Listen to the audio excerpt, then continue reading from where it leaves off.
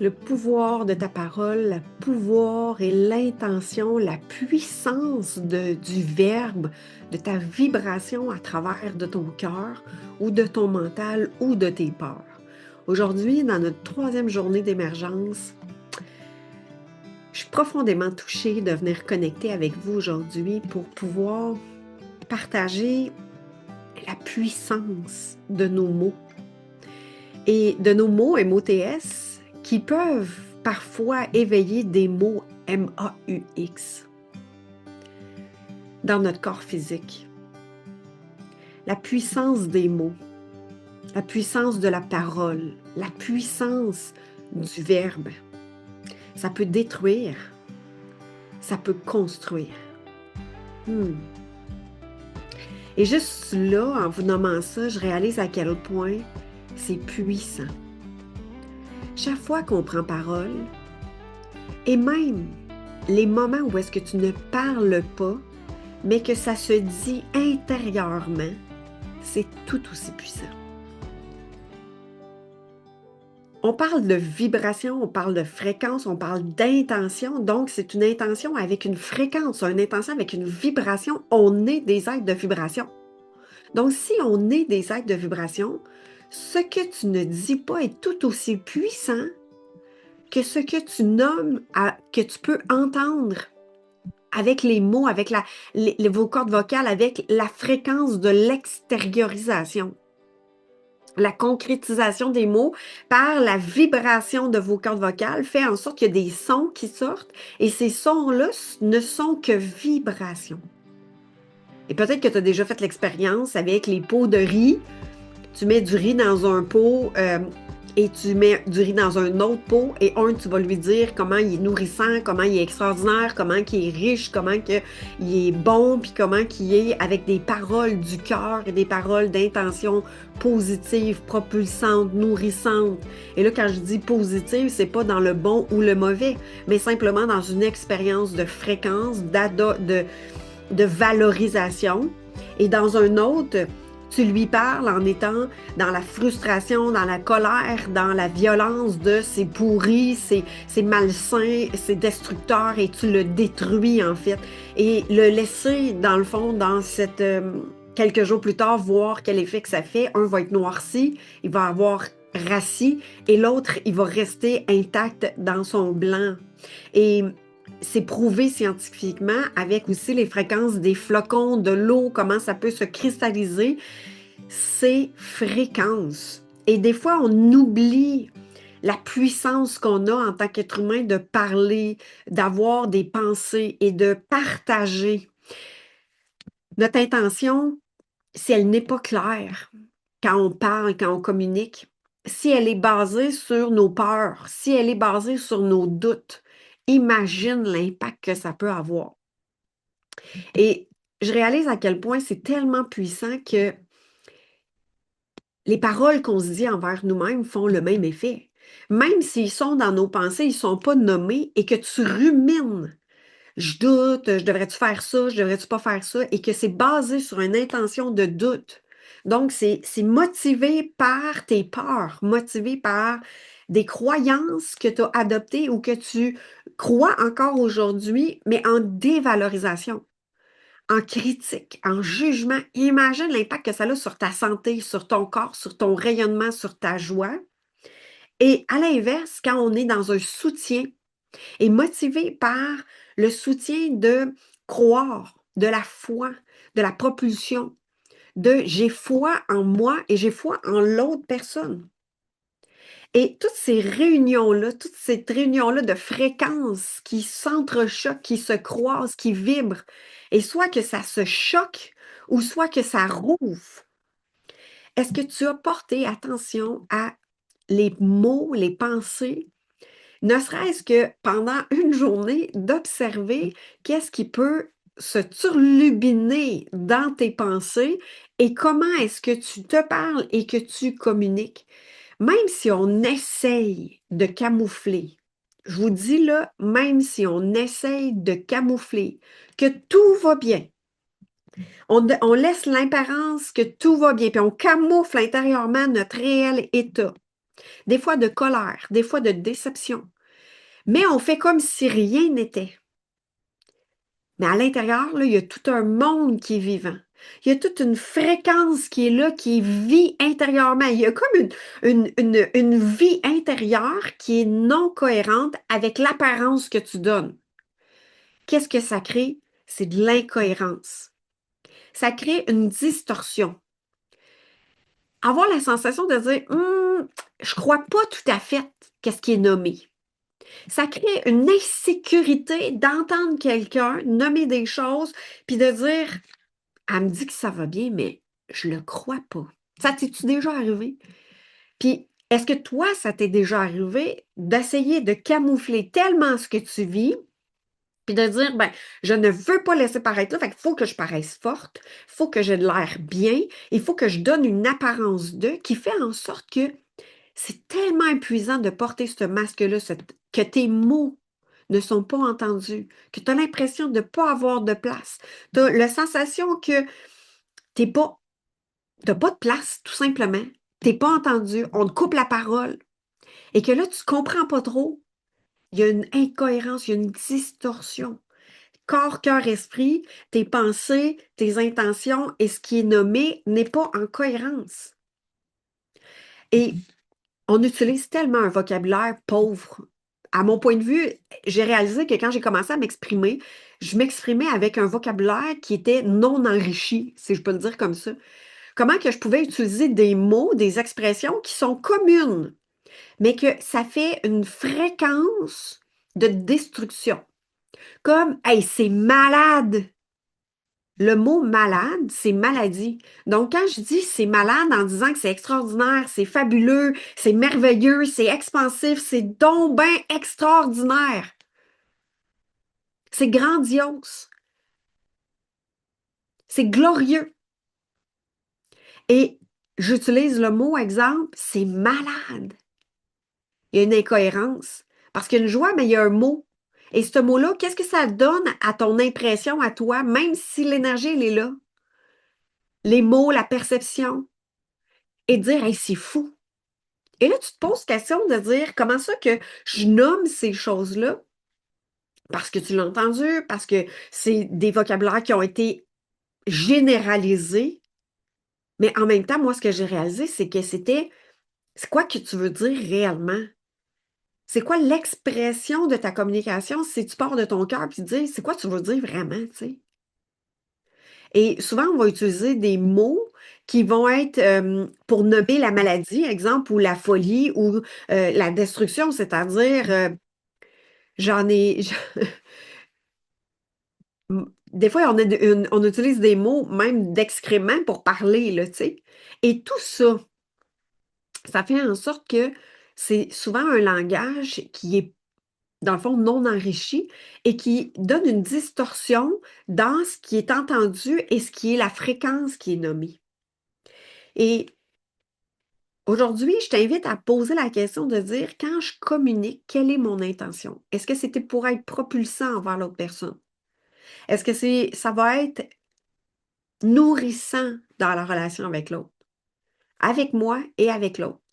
Et je t'invite toujours à observer les paroles que tu as envers toi, dites ou non dites, secrets, cachés, camouflés. Est-ce que ça va être valorisant ce que je vais nommer? Est-ce que ça va être enrichi, comme de l'engrais, parce que ton mot a la puissance d'une semence? Alors, c'est tenu avec quelle énergie? Et souvent, ce que j'observe, c'est que pour ne pas se sentir toute seule, pour pouvoir ne pas être rejetée, il va y avoir de la confiance qui va se communiquer. C'est-à-dire, on va essayer de regrouper un genre de nombre de personnes ensemble pour allier au même point de vue que toi, pour être sûr de ne pas te sentir seul. Fait qu'on a plein de mécanismes de survie, de peur, d'infériorité qui vont être motivés par notre façon de communiquer. Moi, ce que j'ai observé, c'est que pour pouvoir exister, parce que j'existais pas, je me rendais pas suffisamment importante, puis je m'accordais pas de la valeur. Puis le fait que je m'accordais pas de la valeur, puis tu sais, ça me touche profondément quand je te nomme ça, c'est que j'ai rendu l'autre personne toujours plus importante que moi. Donc, j'étais toujours dans une communication qui valorisait l'autre personne, mais en étant moi dans la dévalorisation. Donc, ça n'avait pas le même impact que si moi, je me valorise, puis je communique dans la valorisation avec l'autre personne. C'est comme si je m'intéressais à l'autre personne, je posais des questions, je l'honorais, je la mettais même des fois dans une supériorité. Ce qui fait que je m'infériorisais, c'est que l'impact que ça avait, c'est que ça part de tellement loin, vu que je me sentais tellement inférieure, que ma communication était non nourrie. Donc, je repartais de cette communication-là en étant vide, en étant appauvrie, en étant dans une énergie vidée complètement, dans un épuisement. Ça t'est peut-être déjà arrivé d'être en relation avec quelqu'un puis de dire, j'ai l'impression que quand je communique avec cette personne-là, c'est comme si c'est vampirisant, c'est-à-dire je donne tout, apprends tout, puis que moi, là, quand que je repars de là, je suis vidée, je suis brûlée. J'ai comme l'impression qu'elle m'a sucé comme si c'était un vampire, là, tu sais, puis j'ai plus d'énergie, puis je suis quasiment morte. Et ça, c'est dans ta posture, c'est de où ça part à l'intérieur de toi, parce que dans toute cette fréquence-là intérieure, c'est que si toi, tu te considères pas évidemment, tout ce que tu partages, il n'y aura pas de retour non plus. Donc, souvent, on est coupé du retour dans notre communication. Pourquoi? Souvent, tu sais, de dire, hey, je parle avec quelqu'un, je m'intéresse à cette personne-là, mais le retour, il ne revient pas, elle ne s'intéresse pas, ou bien gêné. Tu sais, tu vois qu'il y a comme un blocage du retour. C'est pas comme fluide, c'est toi qui donnes, mais il n'y a pas le retour. Pourquoi? Ben, est-ce que toi, tu te considères, si toi, tu n'existes pas, si toi, tu ne te valorises pas, qu'est-ce que ça a comme impact? C'est que le retour, elle ne te voit pas. Et tu n'existes pas, fait que tu es là pour elle, mais si toi, t'existes pas dans ta présence, dans ta posture, mais le retour, il peut pas y en avoir. Tu es comme un fantôme, tu es invisible, elle n'a pas la rencontre avec toi dans ta présence. Et là, tu peux être là physiquement. Tu peux être là en présence physique, mais pas là du tout intérieurement. C'est-à-dire tellement pas de valoriser que tu existes pour l'autre, mais tu n'existes pas en étant toi dans ta considération. Et ça a tout un impact. Donc, quand on communique dans cet espace-là, de ce que je peux te donner comme expérience, c'est quand je me valorise pas, quand que je n'existe pas pour moi, c'est-à-dire que je ne considère pas mon vécu, mes émotions, ma présence à moi, puis que je passe comme un fantôme, puis je veux tellement plaire, je veux tellement être aimée, que ma communication, elle est là pour valoriser l'autre sans moi exister. Ce que ça fait, c'est que en fait, au lieu de me nourrir, cette relation-là, elle vient simplement me détruire davantage, prouver que j'ai encore pas de valeur. Donc, si moi, j'existe en relation, puis j'ai vraiment fait ces expériences-là de dire, plus je reconnais qui je suis, plus je valorise qui je suis, et là, ici, c'est pas une question d'égoïsme, c'est une question de me considérer en tant qu'être humaine comme j'ai une existence sur Terre, je suis dans la matière, donc j'ai de la valeur, je suis vivante à l'intérieur de moi. Fait que si je castre cet espace-là, si je coupe de toute cette présence-là pour moi, c'est comme de partager de la communication qui est vide. C'est comme si je donne un cadeau par ma parole, mais ce cadeau-là, il est vide. Fait que la personne fait comme, ben là, c'est donc ben poche. Fait que ça n'a pas le même impact, ça n'a pas la même répercussion, ça n'a pas la même fréquence et vibration. C'est comme du vent. Tu sais, c'est comme, tu le sens, c'est là, mais c'est comme, des fois, c'est comme, c'est pas complètement traversant, finalement. Donc, dans nos paroles, c'est tellement important d'aller percevoir c'est quoi nos intentions. Puis là, vous allez me dire, ouais, mais c'est intense là, de savoir que chaque fois que je prends parole, de quel espace que je pars en moi, je pars-tu d'un espace que j'exige, je me valorise, je suis en relation avec l'autre? Est-ce que je suis je me dévalorise? Est-ce que j'ai peur de ne pas être aimée? Que pour préserver des liens, ben, je vais valoriser l'autre personne? Il y a plein de mécanismes, de façons de faire qui est là depuis presque toujours. Tu sais, peut-être que tu as développé ça très, très, très jeune, mais même pas peut-être, c'est sûr que tu as développé ça très jeune et que c'est devenu tellement un automatisme. Ici, dans la réflexion, c'est d'aller découvrir justement c'est quoi mes intentions à chaque journée, à chaque parole, à chaque communication. Et moi, aujourd'hui, mon intention, c'est tellement d'être présente dans ma présence, dans ma valorisation de qui je suis, puis d'incarner en fait cet éveil-là, que la puissance de la parole, de la communication, et on communique tellement dit de façon multiple. Et on va communiquer avec nos gestes, on va communiquer avec notre facial, on va communiquer avec notre fréquence, notre énergie, notre présence, notre corps. Notre corps communique toujours. Fait que, sachez une chose, c'est que il va vous, votre corps va vous dévoiler parce que si vous allez pas bien, puis si vous avez, je vais dire, une espèce d'amertume, si vous avez en relation avec quelqu'un, si vous avez une déception, si vous vivez une déception, si vous vivez une frustration, une colère, une honte, peu importe qu'est-ce que c'est, en relation avec quelque chose, avec quelqu'un, ce qui va se passer, c'est que même si vous essayez de le camoufler, votre corps, lui, il va le dire, il va le parler. Donc, ça va vous trahir. Le corps va vous trahir, il va démontrer. Puis, il y en a qui ont démontré une façon tellement ingénieuse de cacher, en fait, leur vécu intérieur qu'ils vont avoir développé, puis ça, c'est super intéressant, ils vont avoir développé l'exagération. Donc, je vais en mettre plus que le client demande. Pourquoi? Pour pas laisser paraître que je vis de la déception, que j'ai un non-dit, que j'ai de la frustration. Et là, vu que je suis dans la surexagération, ça cloche. Il y a quelque chose qui fait comme, c'est bizarre, c'est donc bien exagéré, et c'est l'impact que ça crée.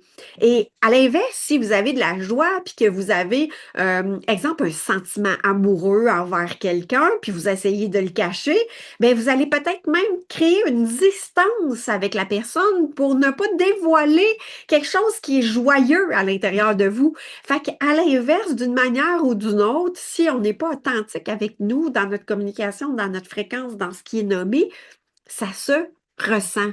Parce que dans votre enfance, vous avez développé le ressenti en premier lieu. Vous avez senti si votre mère allait bien, vous avez senti si elle était disponible, votre père et les gens autour de vous. S'il y avait un danger, vous ne l'avez pas vu parce que vous ne le connaissiez pas, mais vous l'avez ressenti. Donc, le sens qui se ressent est tellement puissant que même si vous dites des mots, peu importe quels ils sont, corps, cœur, esprit, la fréquence va donner l'impact. Et faut pas, je pense que c'est d'être lucide finalement dans ses paroles, dans ses intentions, dans ses mots, dans cette fréquence. Pourquoi? Parce que tout parle dans notre présence. Si, exemple, je me mets de la pression, vous allez le ressentir. Si, exemple, je doute de moi, ça se ressent.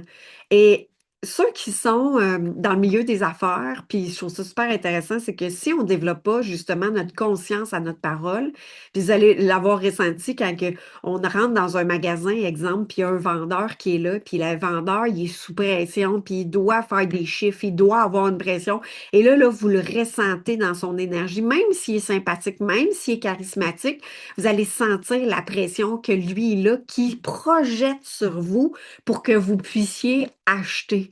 Et ça, c'est très intéressant parce que c'est en fait notre présence, qu'est-ce qu'on porte à l'intérieur de nous se projette ou se rayonne en fait. C'est soit qu'il se projette sur l'autre, puis ça va, vous allez dire, ben, il est donc bien bête, l'autre personne, puis voyons donc comment ça qu'elle a réagi comme ça. Pourtant, je suis super fine, mais tout ce qui est vivant dans soi, dans nos paroles, ça va être tellement, ça va tellement se nommer plus que les mots. Tout est là, tout est présent, mais c'est de découvrir justement comment nous sommes présents en soi, dans nos intentions, dans nos pensées, dans nos paroles, puis dans nos actions. Parce que quand on est aussi dans l'incongruence, c'est-à-dire on n'est pas congruent dans corps, cœur, esprit, dans ce qu'on dit, dans ce qu'on pense, puis dans nos actions, ce qui arrive, c'est que ça crée un message qui est nommé et ça peut déclencher l'insécurité, la méfiance et même activer le bourreau chez certaines personnes. Pourquoi? Parce qu'il y a comme quelque chose qui cloche. C'est pas en alignement, en fait. Et quand on communique dans un alignement, ce qui arrive, c'est quelque chose qui sauve. Il y a quelque chose qui amène une sécurité. Même si je dis, je vis de la déception, exemple, je vis de la déception, ça me fait vivre de la tristesse, mais j'ai à cœur de te le nommer, exemple. Je ne camoufle pas, exemple, ma déception, puis je le nomme, ben, il y a quelque chose qui s'ouvre que si je cache ma déception, puis j'essaie de passer par-dessus, puis de communiquer pareil à travers ça, faire comme si rien n'était. Et dans notre société ou dans le monde dans lequel moi j'ai grandi, on n'a pas appris à parler de ce qu'on vivait, mais plutôt de camoufler pour bien paraître. Le paraître était tellement important qu'on cachait, on camouflait, on castrait tout ce qui était vivant à l'intérieur de nous. Donc, on ne pouvait pas nommer. Pourquoi? Parce que moi, ça l'activait la peur de perdre la relation. En fait, j'évitais de souffrir, puis surtout de ne pas déplaire, en fait, parce que sinon, je pourrais ne pas être aimée. Donc, on a fait des pirouettes, que moi, j'ai fait des pirouettes pour avoir peur, en fait, parce que j'avais peur de ne pas être aimée. Alors, je ne sais pas si ça amène la réflexion pour toi, le pouvoir de l'intention et notre pouvoir de nos paroles, c'est tellement grand. Tous les surnoms qu'on peut donner aux gens dans notre enfance, peu importe quel il est, tu sais, ben, ils peuvent nous garder petits. Même si on n'y croit pas, même si c'est un petit mot d'amour, c'est une phrase qui est répétée, exemple. Et quand que les mots sont petits, grosses ou bien même baquets ou autres qui peuvent être nommés, ben, tous ces mots-là qui sont nommés peuvent, en fait, ils s'ancrent dans ta perception et vient créer des limitations et même des complexes. Donc, les paroles qui sont nommées sont tellement importantes. L'intention derrière, parce que tu vas finir par y croire. Tu vas finir par y croire pour justement être aimé. Donc, nos paroles, quand on communique, c'est un art de communiquer dans la responsabilité puis dans l'autonomie. Être responsable de notre vécu, de ce qu'on vit à l'intérieur de soi pour communiquer envers l'autre. Et dans les intentions de communiquer, c'est très intéressant de voir justement, tu sais, des fois, on va communiquer pour se faire prendre en charge. Des fois, on va communiquer parce qu'on vit de la culpabilité, puis inconsciemment, on va culpabiliser l'autre personne. Des fois, on va communiquer parce qu'on ne se rend pas assez importante, on ne se considère pas, puis on veut tellement être important qu'on va aller parler par-dessus parler. Il y en a qui vont même rire, faire des jokes pour avoir de l'attention puis être aimé. Et toutes ces façons de faire font partie de notre bagage, mais sont des façons défensives d'exister, mais en même temps, sans vraiment exister parce que tu n'es pas toi. Et c'est dans cette perception-là, ici aujourd'hui, dans cette perspective-là, de créer le point de bascule pour découvrir justement c'est quoi tes schémas à toi. Puis moi, mes schémas, puis ça, en toute vulnérabilité aujourd'hui, puis ça me touche, puis ça me rend émotive de vous le nommer, j'ai appris à communiquer en valorisant l'autre personne. Fait qu'en m'intéressant puis en posant des questions. Mais quand que je fais ça, souvent, ce qui arrivait, c'est que une fois que ça c'était fait, puis que j'attendais tout le temps un retour. Inconsciemment, il y avait un retour qui était demandé de ma part. C'est je m'intéresse à toi, je te rends important en espérant, dans mon espace de petite fille intérieure, en développant ce mécanisme-là très, très, très jeune. Je vais m'intéresser à toi en espérant que toi aussi tu t'intéresses à moi. En espérant que moi aussi je vais être considérée. Je vais tellement te considérer, je vais tellement te rendre important en espérant que le retour va revenir. Et imaginez-vous que ça ne revenait pas parce que je ne me considérais pas. Et j'ai dû prendre conscience de ce fonctionnement-là qui a été très, très, très présent et même en relation d'amitié, où est-ce que je ressortais de mes relations d'amitié, c'est-à-dire avoir passé un lunch avec des amis, puis que mon ami, elle me dit, on a juste parlé de moi, mais toi, puis là, le dîner était fini, fait que là, moi, je m'en allais. Et là, ça confirmait encore que j'avais pas d'importance et je ne me considérais pas. Et en ne me considérant pas, ça recréait toujours le même schéma, encore et encore et encore, de rendre les autres, puis de faire de la place à tout le monde, mais que moi, me faire tellement petite, cachée, que j'existais pas. Donc, ça ne me permettait pas d'être moi, mais donc j'avais une facilité de rentrer en lien avec les gens, facilité de communiquer avec les gens, mais en étant quasiment invisible, en étant quasiment un fantôme. Et là, ça a eu un impact pour toutes sortes de choses. C'est-à-dire dans le développement de l'entreprise, où est-ce que tu es invisible. Donc, tu fais la même chose. Ça se reproduit dans tout. Donc, avoir des relations amoureuses où est-ce que ça dure un temps, le temps que tu es sauveur avec cette personne-là, c'est-à-dire considérer l'autre personne, puis rendre l'autre personne importante, puis que quand la personne, elle a repris des plumes les poids, tu sais, elle a repris les plumes de la bête, là, tu sais, qu'elle elle est plus consciente de elle, puis que ça va mieux, ben là, toi, tu n'existes plus, donc la relation se termine. Et dans tout ce chemin-là, c'est toujours par la parole, par notre présence, par nos intentions. Alors ici, la réflexion que je t'amène aujourd'hui, c'est de découvrir juste ton fonctionnement. Ça se peut que toi, pour attirer l'attention ou ne pas ressentir ce que tu vis, tu utilises le service, rendre service aux autres, être là tellement importante pour les autres.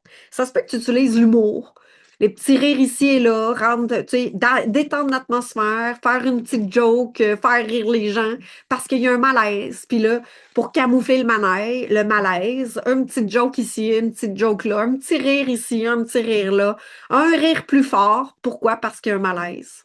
Faut pas en parler. Donc, pour éviter, pour ménager, pour ne pas faire réagir, on a développé toutes sortes de façons. Alors, les premières pensées du jour, quand toi, tu te lèves le matin, qu'est-ce que tu te dis? Qu'est-ce que tu te racontes? Quand tu te couches le soir, est-ce que tu es en train de penser à ta journée de demain, à ce que tu n'as pas fait, à ce que tu te critiques, à ce que tu n'as pas accompli ou tout ce que tu es fier de toi? J'ai été longtemps à voir ce que je n'avais pas d'accompli.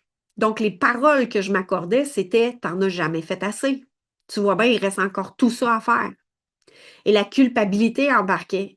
Et là, les croyances de je ne suis pas assez. Je n'ai pas encore assez fait. Et dans ce fonctionnement-là, j'ai dû transformer mes pensées. J'ai dû transformer le regard sur lequel je portais. Et ça a été un chemin.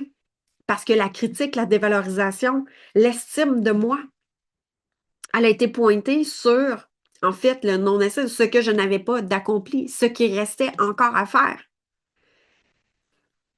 Et dans cette perspective-là, c'est d'observer justement comment tu commences ta journée, comment tu termines ta journée. Mais au-delà de ça, quand tu rentres en relation avec quelqu'un, quand tu appelles quelqu'un, quand tu communiques avec quelqu'un, quand que tu parles à des clients, quand tu parles à des amis, quand que les gens parlent avec toi, est-ce que tu te permets de recevoir, de t'ouvrir, de communiquer? Quelle est l'intention derrière tout ça? Et là, dans les non-dits, dans les secrets. Et si tu gardes un secret, tu t'emprisonnes, tu t'enfermes toi-même. Et dans tes non-dits aussi, c'est emprisonnant et c'est enfermant.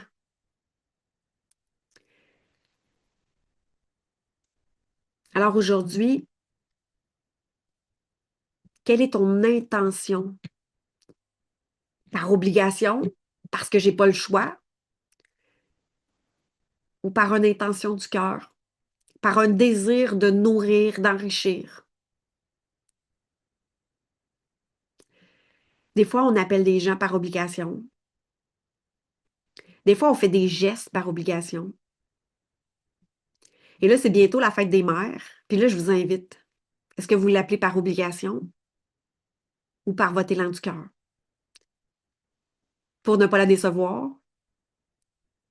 Parce que vous vous imaginez, vos paroles, pensent que vous allez avoir des reproches,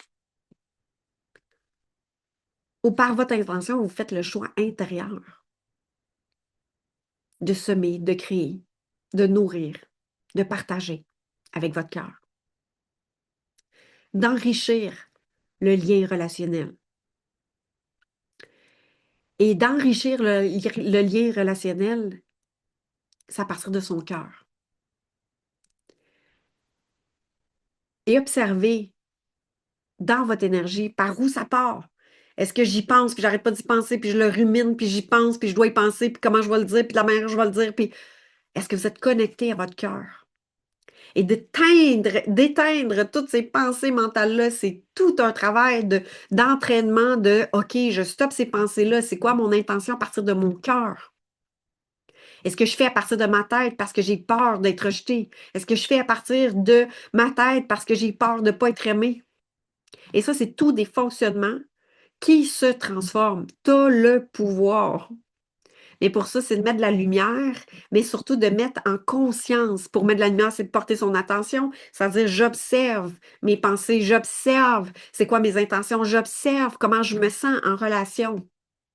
Et là, ça peut être en relation de, ça se peut que vous décidez, quand je dis les paroles, comment vous vous nourrissez par des livres que vous lisez, par obligation, par choix, par décision, pour vous nourrir, parce que vous n'avez pas le choix. Et dans les paroles, dans les mots, dès que c'est des mots castrants comme je suis obligé, il faut, j'ai pas le choix, c'est toutes des paroles qui sont castrantes. Observez votre vocabulaire. Est-ce que c'est contractant ou c'est décontractant? Est-ce que c'est nourrissant ou c'est destructeur? Notre pouvoir, notre verbe écrit toujours. Notre parole écrit toujours. Que ce soit nourrissant ou destructeur, ça crée. Donc, observez aujourd'hui, dans les prochains jours, dans les prochaines semaines, comment vous vous nourrissez. Est-ce que vous vous nourrissez avec des paroles élevantes ou destructeurs? Même envers vous-même. J'étais tellement bourreau envers moi, j'étais tellement persécuteur envers moi, j'étais exigeante, hyper exigeante. J'étais tellement sévère. Puis ça, je ne l'avais pas vu au départ parce que c'était tellement un standard pour moi d'être dans cette critique-là envers moi, de me juger, de ne pas être assez, de devoir faire pour plaire. Et tout ce que je m'exigeais, me changer 5 fois pour être sûre de ne pas être critiquée pour. Mais je me critiquais moi-même. Je n'habitais pas mon espace, ma présence, mon corps, mon être. Je doutais de moi. Je n'étais pas valorisée par moi-même. Et là, bien sûr, c'est un schéma qui a été construit et ça se travaille, ça se transforme plus on prend conscience de qui on est et de la beauté de qui vous êtes. Alors, j'espère que c'est aidant pour toi aujourd'hui, puis que ça amène une transformation, un éveil, une prise de conscience, une perspective où est-ce que juste une nouvelle perspective d'observer nos paroles, notre énergie, nos intentions. Et vous allez me dire, ben, les gens n'ont pas nécessairement des intentions mauvaises. Puis ça, je suis tout à fait d'accord parce qu'on est tous des êtres bons intérieurement. Mais des fois, les personnes sont blessées. Des fois, moi, j'étais blessée à certains moments où est-ce que j'ai dit des choses qui étaient blessantes parce que j'étais blessée. Fait que ma souffrance, elle n'était pas consciente, mais elle était tellement présente que mes paroles étaient blessantes. Ma souffrance était tellement, elle habitait tellement ma présence dans mon corps que j'étais culpabilisante dans ma façon de communiquer. Et tout ça, ça s'observe, c'est un chemin de retour à soi. Parce que quand tu as appris cette façon de communiquer-là, bien, tu le répètes. Et, tu sais, au même titre que je suis née au Québec, dans une famille francophone, et je parle français. Puis, c'est transmis de là, de ton éducation, de ton époque, de où est-ce que tu es. Et il y a plein de nouvelles, des nouveaux mots, des nouveaux vocabulaires qui continuent à se créer parce que la vie, c'est créer du nouveau. Alors, si je ne veux pas reproduire l'ancien, si je ne veux pas recréer encore et encore des patterns qui sont là de génération en génération, ben, c'est de faire un stop à certains fonctionnements et de s'ouvrir à quelque chose de nouveau, à une nouvelle conscience, à une nouvelle perspective. Et même en relation amoureuse, pour moi, en relation amoureuse, la communication entre les deux est hyper importante. Des mots comme tu m'énerves, c'est pas une communication qu'on a dans notre relation. Ah, tu m'énerves. Ah, tu me tapes ses nerfs. Puis souvent, les gens vont nommer ça en disant, puis même moi, dans des anciennes relations, je disais ça. Ah, c'est des petits mots doux. Mais tu finis par croire à un moment donné que tu tapes ses nerfs sur l'autre personne parce que c'est dit d'une façon, d'un espace de peut-être que l'information n'est pas nommée, la limite n'est pas nommée, mais c'est dit de cette façon-là. Comme justement d'avoir des gros mots vulgaires envers notre amoureux. Et imaginez envers des enfants, envers nos parents, envers nous-mêmes. Ah, je me trouve pas belle aujourd'hui. Ah, je suis pas fine. Ah, je suis donc ben pas. Tu sais, puis la culpabilité vient prendre toute la place. Alors, notre intention, nos mots, notre façon de communiquer. Et là, ici, c'est notre langage, les mots sont tellement riches, ouvrons nos horizons à justement avoir une communication noble plutôt que destructeur. Pour pouvoir justement communiquer ce qu'on vit, ce qu'on ressent, d'exister. Alors, je t'invite à une belle réflexion aujourd'hui, à une puissance, en fait, dans cette transformation-là. Puis ce que j'ai envie de te partager aujourd'hui, c'est avec une intention du cœur, que ce que j'ai partagé depuis 3 jours. Puis je me permets d'exister dans l'ici maintenant aujourd'hui à travers ce que je vais te partager pour les prochaines minutes. Dans les 3 jours, je t'ai parlé d'émergence, de prendre conscience de toi, de pouvoir exister, de sortir de l'invisible pour être toi totalement. Et des fois, ça fait peur. Des fois, il y a des mécanismes. Pour laisser être sa joie, quand tu as appris que ça dérangeait, bien, il y a un chemin à marcher. Puis pour marcher ce chemin-là, moi, je l'ai marché main dans la main avec des gens, puis que je suis encore accompagnée dans ce chemin-là parce que je ne suis pas parvenue. Je ne suis pas... je fais encore des failles, j'ai encore des obstacles parfois, je vis des défis et chemin après chemin, c'est à la rencontre de moi, d'incarner qui je suis, un pas de plus. Et ce que je propose, c'est une ouverture à des accompagnements en privé pour pouvoir marcher le chemin et être accompagné. Des fois, d'avoir un regard extérieur de nos propres mécanismes nous permet de voir clair, nous permet d'avoir une perspective dans un environnement où est-ce que c'est sécurisant, bienveillant puis accueillant. Parce que ce que tu vis, le chemin que tu as parcouru, c'est tu l'as marché. Et ça se peut qu'il ait créé des séquelles, ça se peut qu'il ait créé des cicatrices en toi qui font encore mal, qui fait en sorte que ta façon de fonctionner est dans une étape de survie, de méfiance, de résistance et que ton cœur n'est pas ouvert ou très peu. Tu donnes généreusement, mais que le retour, c'est difficile pour pouvoir justement être accompagné dans ce chemin-là, de te sentir en sécurité, en paix intérieure, en sérénité, pour que être toi, ben, c'est légitime. Puis je l'ai tellement marché, ce chemin-là, que d'être moi, être légitime, ben, c'était tellement souffrant d'être moi. J'avais pas le droit. C'était pas possible. Je devais suivre. Et être moi est légitime. Tu sais, je viens les yeux pleins d'eau quand je vous nomme ça. C'est t'as ta place dans ce monde parce que tu es là. Et tant aussi longtemps qu'on marche pas le chemin de se reconnaître, de se voir, les gens ont beau nous le dire, mais ça a un clash, ça rentre pas intérieurement. C'est comme si ça passe puis ça tombe à l'eau parce que tu le ressens pas, tu le vois pas pour toi.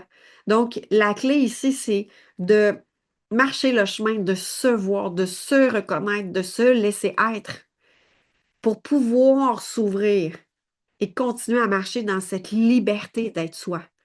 C'est de s'aimer dans le vécu que tu as marché, dans le vécu que tu as, dans l'expérience que tu as vécue.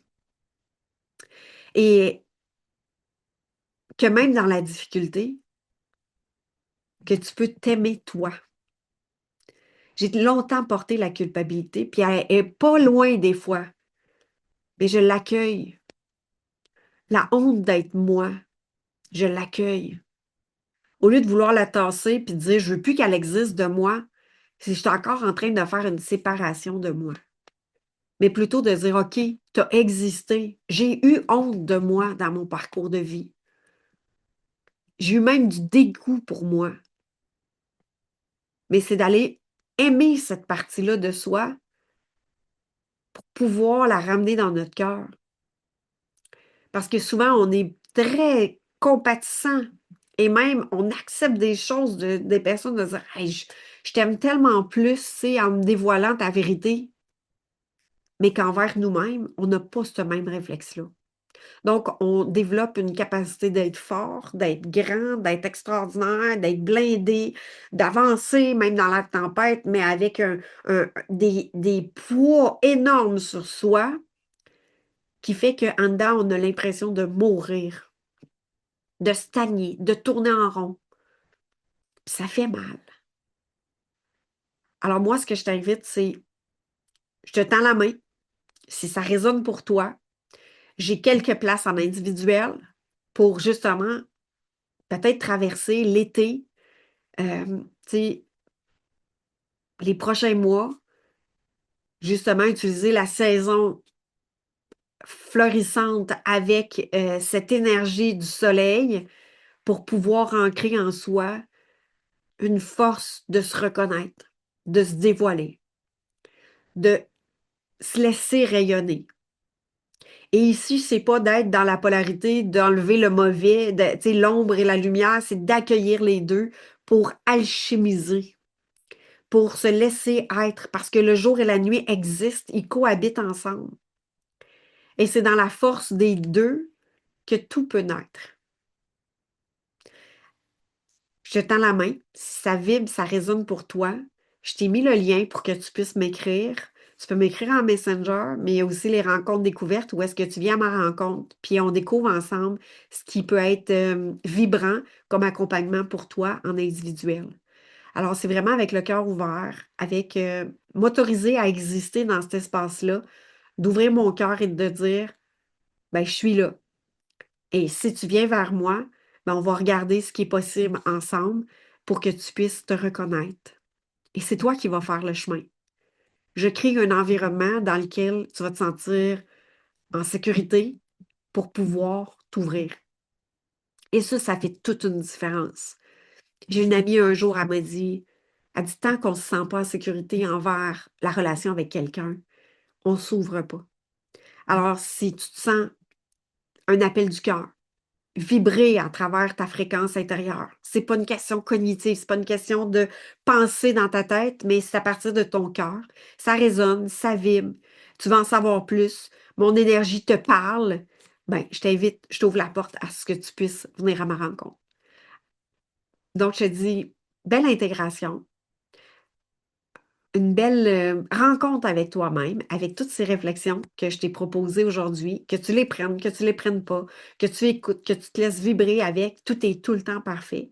Et ça va germer dans ce qui est requis et ça va pousser, ça va éclore dans ce qui est mûr et prêt à dévoiler.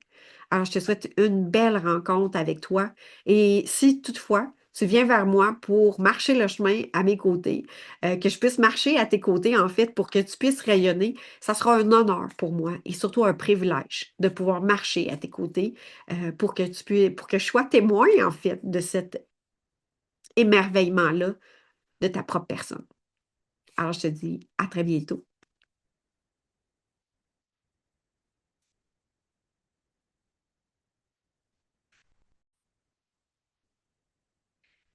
Ça a été un honneur pour moi de marcher ce chemin à tes côtés et je te remercie de l'avoir partagé avec moi aujourd'hui. Rappelle-toi, s'aimer n'est pas une destination, c'est ton odyssée, c'est ton chemin. Chaque petit pas sur ce chemin est une victoire, une réussite et ça compte. Si tu souhaites approfondir ce voyage à ta rencontre, je t'invite à venir explorer le processus, le parcours Sérénité, un de mes accompagnements transformateurs et initiatiques. Tu as simplement à m'écrire un commentaire pour recevoir tous les détails. Et pour ne pas manquer aucun épisode de cette Odyssée, abonne-toi au podcast. Et si le cœur t'en dit, si ça résonne avec toi, laisse tes réflexions, tes prises de conscience, tes perspectives, ce qui résonne avec toi, comme un journal de bord, ce que ça vient éveiller pour toi. La contribution de tes partages, ça vient éveiller justement l'amour du partage dans le monde.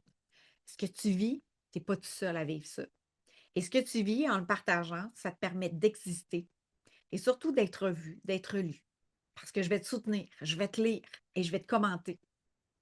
Et en même temps, ça peut peut-être amener un éveil, une prise de conscience aussi chez la personne qui va te lire, c'est-à-dire les autres personnes du podcast.